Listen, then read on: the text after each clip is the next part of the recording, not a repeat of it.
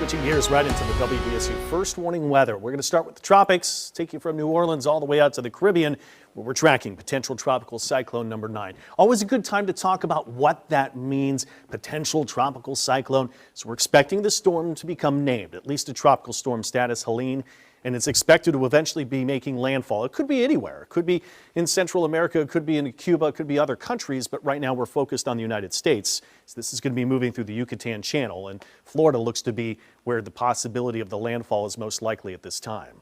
Latest tracks could be Helene as soon as late tonight. That's 1 in the morning with winds up to 40 miles per hour.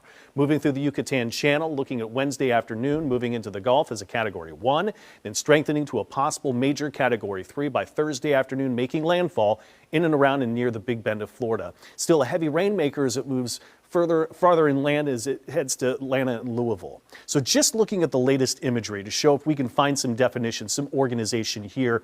And I am starting to see more storm activity clustered around where the center of low pressure is just to the west at this time, and even more storm activity trying to form in the rest of the Northwest Caribbean surrounding the storm.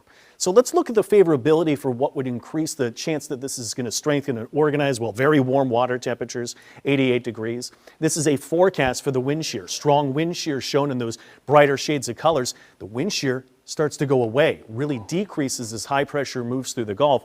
That actually helps in the steering I'll show in a minute. But what happens here is there's drier air already shown into the Gulf of Mexico. Some of this is already working in through the Yucatan and in the western side of the storm. That's why there's not a whole lot of storm activity on that particular location. Forecast tracks consistent to shift a little farther east today. That's the official National Hurricane Track. And then this is our, what we say, ensemble data. We take a forecast and we make some changes and do it about 30 times here in the U.S. Still quite a span of forecast tracks, but generally close to that National Hurricane Center official track. Forecast data out of Europe showing the Yucatan Channel and moving into the Gulf here by about Wednesday at afternoon. And then landfall potential here at Thursday, and this is very, very close to the center track from the National Hurricane Center. But today, the forecast here out of the U.S., yesterday was farther west, a little bit closer to New Orleans. But today, it's pushing a little farther east. Look at this. Now forecast to maybe closing in next to near Tampa. This is the later run. Earlier this morning, it was a little farther east. Now it's jogged a little farther west. What we're showing you, what I've been describing here, is the weather features that steer this system. High pressure of the Gulf that's decreasing the wind shear, but it's this storm that drops in that becomes a cutoff low. Jet stream stays north. This just gets to spin around on its own. So in between the high and that low, steering that system right on shore. And this system today is a little farther east from where it was yesterday. So that's good news, and that's why the tracks shifted today. I will still say there's now a lower to medium confidence in that track because those upper level lows, those cutoff lows, are really difficult to forecast and they can move any which way. But right now we're just looking for maybe a little bit of a breeze from this particular system. High-res radar showing we got some isolated showers that tried to pop. WDSU first warning weather radar. A little bit near Letcher north of town had some downpours start to fade.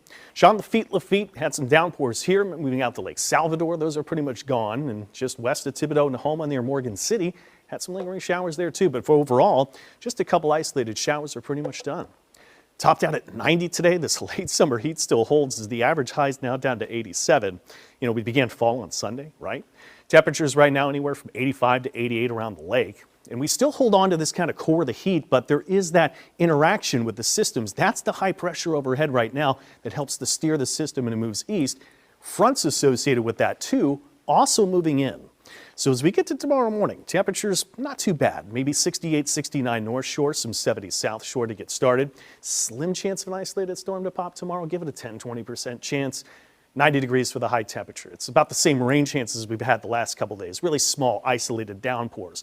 Into Wednesday, this is the first signs we may have the influence of that tropical system moving in. Temperatures start to move down a little bit, and then we'll continue to bring those temperatures down as the breezes pick up, but we keep that storm mainly east. So we'll continue to track what happens with Helene, but right now, hoping to get rid of the heat is the main thing.